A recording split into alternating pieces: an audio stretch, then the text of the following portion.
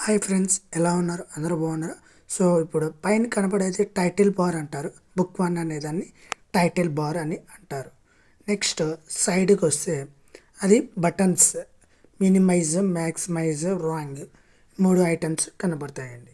Next చూస్తే right side quicks bar అని అంటారు. క్విక్ బార్ అని అంటారండి. సో నెక్స్ట్ చూస్తే వీటిల్ని ట్యాబ్స్ ఏమంటారు? Files, home, INCET, page layout, formulas, data, reviews, views, వీటిల్ని దాని మొత్తాన్ని ట్యాబ్ అని అంటారు. ఒక డేటాని మిడిల్లో పెట్టుకోవచ్చు and left side right side పెట్టుకోవచ్చు. అది చూసారా, కలర్ అడ్జస్ట్మెంట్. ఓకేనా. నెక్స్ట్ దాని మొత్తాన్ని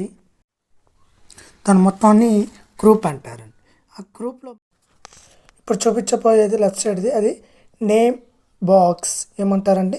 నేమ్ బాక్స్ అని అంటారు. ఇప్పుడు ఇది చూపించేది మాత్రం ఫార్ములా బాక్స్. మీరు ఒక సెల్లో టచ్ చేస్తే ఆ ఫార్ములా కనబడుతుంది. ఓకేనా.